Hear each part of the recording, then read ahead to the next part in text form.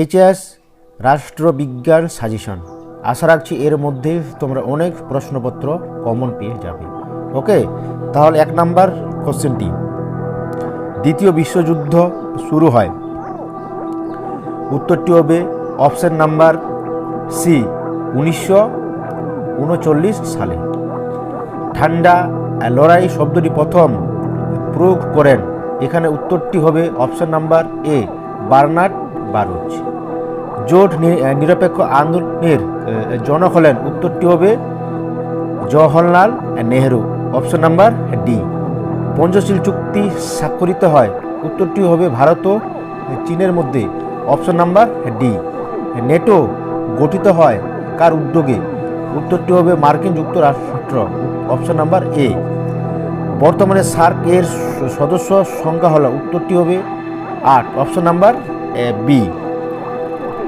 ভারত পাক সিমলা চুক্তি সম্পাদিত হয়েছিল কোন সালে? উত্তরটি হবে 1972 সালে, অপশন নাম্বার সি। সার্কের প্রথম শীর্ষ সম্মেলন অনুষ্ঠিত হয়। উত্তরটি হবে অপশন নাম্বার এ, ঢাকায়। নিরাপত্তা পরিষদের স্থায়ী সদস্য সংখ্যা হলো? Option number B, 5।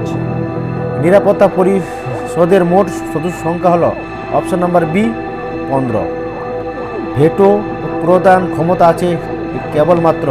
উত্তরটি হবে নিরাপত্তা পরিষদের স্থায়ী সদস্যদের, অপশন নাম্বার সি। সাধারণ সভায় শান্তির জন্য ঐক্যের প্রস্তাব গৃহীত হয় কোন সালে? উত্তরটি হবে 1950 সালে, option number B. Spirit of the laws গ্রন্থটির রচয়িতাকে? উত্তরটি হবে মন্তেস্কু, অপশন নাম্বার ডি। মার্কিন যুক্তরাষ্ট্রের আইনসভার উচ্চকক্ষের নাম হলো? উত্তরটি হবে Senate, option number C. British পার্লামেন্টের নিম্নকক্ষের নাম হলো? উত্তরটি হবে কমন্স সভা, অপশন নাম্বার সি। এক কক্ষ বিশিষ্ট আইনসভা আছে এমন একটি রাষ্ট্র হলো? উত্তরটি হবে চীন, অপশন নাম্বার বি। উত্তরাধিকার সূত্রে মনোনীত শাসক দেখা যায়? উত্তরটি হবে গ্রেট ব্রিটেনে, অপশন নাম্বার সি। ন্যায় বিচারের দ্বীপ শিখাটি অন্ধকারের মধ্যে নিভে গেলে কি ভীষণ সেই অন্ধকার, এ কথা বলেছেন? উত্তরটি হবে লর্ড ব্রাইস, অপশন নাম্বার এ। ভারতের প্রধানমন্ত্রীকে নিযুক্ত করেন? উত্তরটি হবে রাষ্ট্রপতি, অপশন নাম্বার সি। লোকসভার সর্বাধিক সদস্য সংখ্যা হলো? উত্তরটি হবে অপশন নাম্বার ডি, 552। রাজ্যসভার সদস্যদের কার্যকালের স্বাভাবিক সময়সীমা হলো? উত্তরটি হবে সি, 6 বছর। পশ্চিমবঙ্গের পঞ্চায়েত আইন প্রণীত হয়? উত্তরটি হবে 1973 সালে, অপশন নাম্বার বি। পৌরসভার নির্বাচিত প্রতিনিধিদের বলা হয়? উত্তরটি হবে councillor, option number C. Kolkata municipal কর্পোরেশনের প্রশাসনিক প্রধান হলেন? উত্তরটি হবে মেয়র, অপশন নাম্বার বি। এরপরে আমরা দেখে নেব এসিকিউ। বেলগ্রেড সম্মেলন কবে অনুষ্ঠিত হয়? উত্তরটি হবে বেলগ্রেড সম্মেলন অনুষ্ঠিত হয় 1961 খ্রিস্টাব্দে। অথবা বর্তমানে জোট নিরপেক্ষ আন্দোলনের একটি প্রাসঙ্গিকতা উল্লেখ করো? উত্তরটি লিখবে সোভিয়েত ইউনিয়নের পতনের পর ঠান্ডা লড়াই মুক্ত বিশ্বে বিশ্বায়নের প্রভাবে উন্নত ও উন্নয়নশীল দেশগুলির মধ্যে ব্যাপক বৈষম্য দেখা দিয়েছে। জোট নিরপেক্ষ আন্দোলন উন্নত উন্নয়নশীল দেশের মধ্যে এই অর্থনৈতিক বৈষম্য দূর করতে কার্যকরী ভূমিকা গ্রহণ করতে পারে। সুয়েজ সংকট কবে দেখা দেয়? সুয়েজ সংকট দেখা দেয় 1956 খ্রিস্টাব্দে। অথবা কিউবার সংকট কবে দেখা দেয়? উত্তরটি লিখবে কিউবার সংকট দেখা দেয় 1962 খ্রিস্টাব্দে। জাতীয় ক্ষমতা বলতে কি বোঝায়? উত্তরটি লিখবে জাতীয় ক্ষমতা বলতে বোঝায় সেই দেশের জনগণের জাতীয় চরিত্র বা জাতীয় বৈশিষ্ট্য ও আত্মবিশ্বাস এবং তৎস একটি ধীর জনসমর্থন ভিত্তিক শক্তিশালী সরকার, এছাড়া অর্থনৈতিক সামর্থ্য ও শক্তিশালী সামরিক ব্যবস্থা ও জাতীয় ক্ষমতার নির্ণায়ক। অথবা জাতীয় স্বার্থ বলতে কি বোঝায়? উত্তরটি হবে জাতীয় স্বার্থ বলতে বোঝায় জাতির সেই সব ন্যূনতম লক্ষ্য উদ্দেশ্য সমূহকে যেগুলি পূরণের জন্য রাষ্ট্রসমূহ সিদ্ধান্ত গ্রহণ করে তৎসহ জাতীয় নিরাপত্তা, জাতীয় উন্নয়ন ও শান্তিপূর্ণ শিক্ষা বিশ্ব ব্যবস্থা প্রতিষ্ঠার বিষয়ে উল্লেখযোগ্য। ভারতের পররাষ্ট্রনীতির একটি মূল বৈশিষ্ট্য উল্লেখ করো। উত্তরটি লিখবে, ভারতের পররাষ্ট্রনীতির একটি মূল বৈশিষ্ট্য হলো জোট নিরপেক্ষতা। অর্থনৈতিক ও সামাজিক পরিষদের একটি বিশেষজ্ঞ সংস্থার নাম লেখো।